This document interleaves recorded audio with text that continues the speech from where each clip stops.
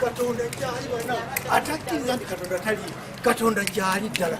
Omukyalo ono twayabukana ne emyaka 40 egiwedde emabega n'agenda ne Bulaaya bw'akomawo nga yenna yeetakudde azaddeyo abaana 2 abakyotala n'ow'omu Nigeria omu batabani bange ne bamukwata ne bamuteeka mu maka gange yakanzigulako wano emisango 17.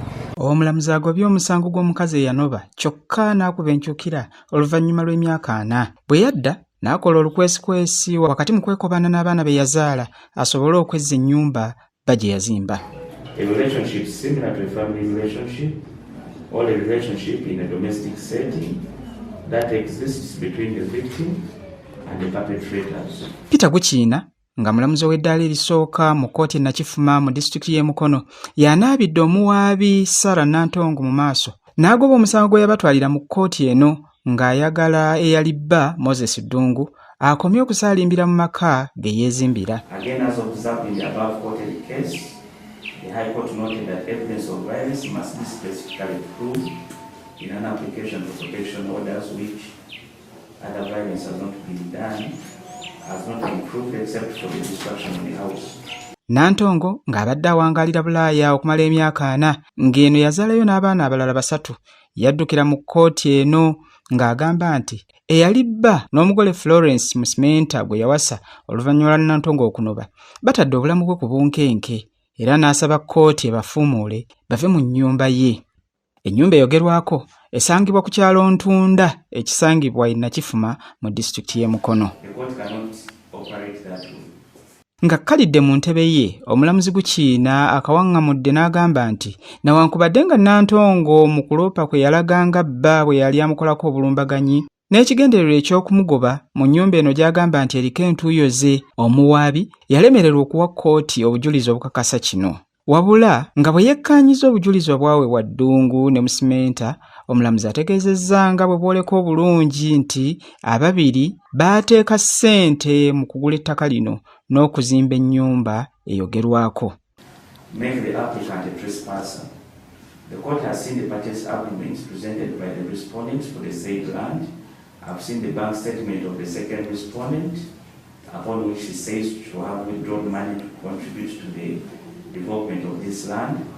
I've seen the respondent's marriage certificate in a bid to prove their claim that the house is their matrimonial house. So this court should not be put in a position to determine who of the 2 parties is the rightful owner of the house, which is subject to the damage, hence constituting domestic violence. The other allegations of domestic violence, such as the allegation that the first respondent threatened to kill the applicant and her children, have not been supported by evidence. Be that as it may, they will only attract orders for the perpetrator to stop issuing such threats and would not provide a solution for the applicant who is looking to self-secure her presence in the suit land or the house. Again, as observed in the above quoted case, the High Court noted that evidence of violence must be specifically proved in an application for protection orders which other violence has not been done, has not been proved except for the destruction of the house. Agattako nti okujjako okuzaala abaana ate nga kati baatuuka dda okwetakulira tewali bukakafu bulaga nti Ddungu ne Nantongo baali bafumbo nga wano waasinzidde omusango n'agugoba. Third issue was what remedies are available to the parties.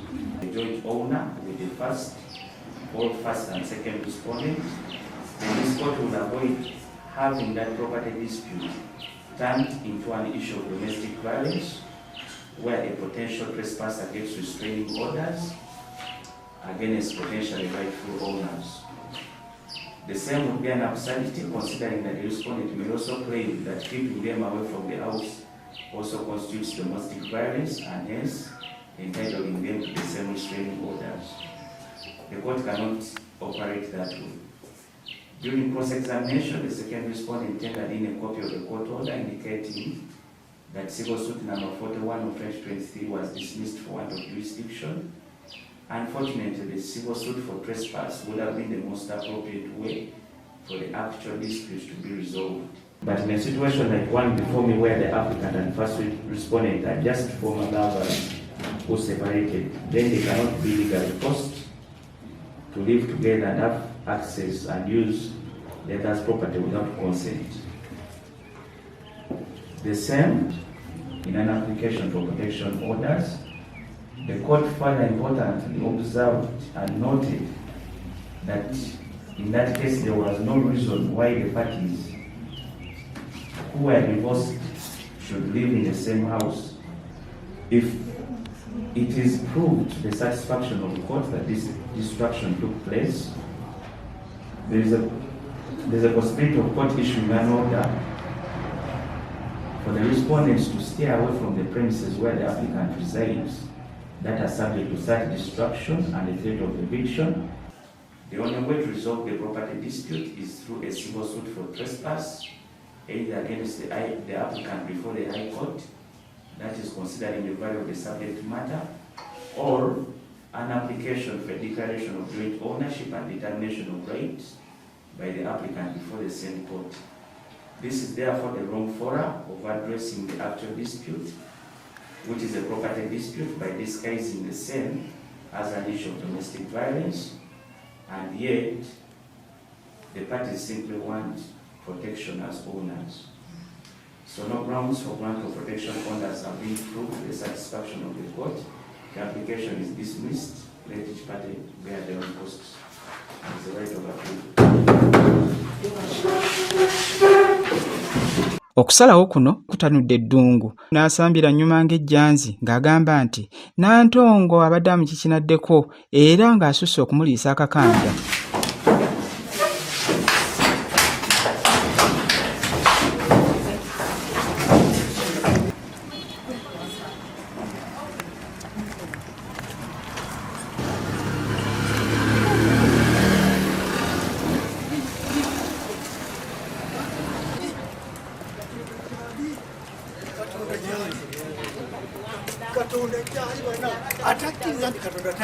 Katonda gyali ddala bwena okuba n'olwamukize nti Katonda gyali kubanga omukazi anziguddeko emisango 17 ng'ayagala kulemera mu nnyumba yange. Omukazi yandekawo emyaka 40 n'agenda n'azaala mu bweru abaana 3 omuli n'abakyotera 2 n'omuwa Omunigeria. Ddungu ne Musimenta basanyukidde ensala y'Omulamuzi era balina bye batubuulidde. Nsanyuse nnyo ekkooti okusala amazima. Omukyalo ono twayabukana ne emyaka 40 egiwedde emabega n'agenda ne Bulaaya wano yasooka n'amala emyaka 2 n'agenda e Bulaaya naye n'amala emyaka 2. Bw'akomawo nga yenna yeetakudde azaddeyo abaana 2 abakyotala n'ow'Omunigeria omu. Batabani bange ne bamukwata ne bamuteeka mu maka gange ag'omukyalo matirimu niho muge twakazimba ne mukyala wange tugenda okuwumulira. Omukyala yalaba nga talina ngeri yonna ne bamuwa amagezi okutandika okunzigulangako emisango.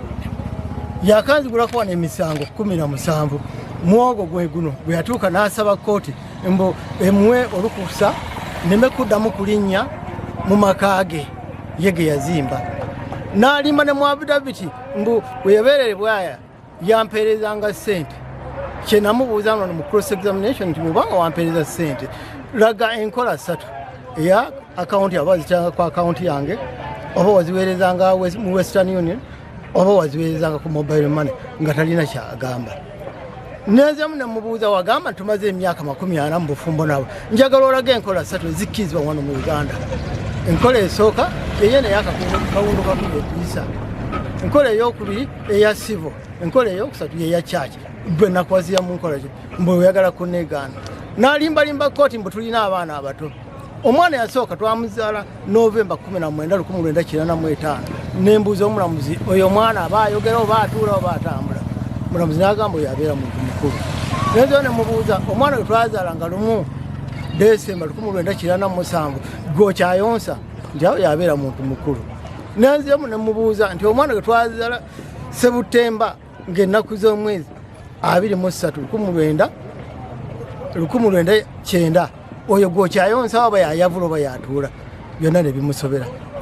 Mbadde musanyufu ekkooti okusala amazima kubanga ndabidde ddala nga omuntu omunyazi kubanga nakoona obutwa emirundi 3 ng'ayagala okunzita era obutwa obwasembayo bandetera obunyama obwokye ne mbusuulira embwa awo yafiira kati essaawa nabadde asala amagezi okulabika nti asigaza amaka gange angobemu ngera wowulidde omulamuzi bw'agambye tetuli bafumbo tetukiraga nga kkooti bafumbo yagamba mbuuza nawasa omukyala mu makwentu ne mugamba babagenda okufumbirigana babuuza olina kyomanyi ku bantu bano ekibalobera okugattibwa tekwagamba nti tolina era oba tolina osirika bulizi n'omukazi n'awayiriza ebiwayirizo byonna naye nekisinze okunnuma ennyo juzi omala okumucross-examininga obulungi ennyo omukyala yagenda ku poliisi enaggalama nanzigulako omusango omulala mbunamu nalinnya ekisenge ku myaka gyange gino 7 mbunenzirikola nengwa muli nemubba $407 ekitaaliyo kati ate gwe musango gumukomyawo enkya era kati kwe basibidde olukoba basobole okunywerezaawo ni nange ndi muntu mu bino byonna sina lawyer yenna gwenguze sina lawyer yenna gwenkozesa obula okujjako mbadde neewolezanga omuntu. Today was our judgment day because we've had this case since 23 of my husband's former wife who came and took over our house, which was constructed for our retirement package. Today we had come to court basically to receive our ruling. We have received the ruling. The ruling is in our favor. The application has been dismissed, and each party should bear their own cost. I am very, very happy and excited to see this. I want, first of all, thank the Almighty God who has moved with us. It has not been a simple journey. My husband has had so many issues. He has been getting so many allegations of cases, police. He has been in prison like 3 times over this court matter, but today has been a final day. Ye Nantongo aganya okubeerako kyayogera ku nsalawo eno.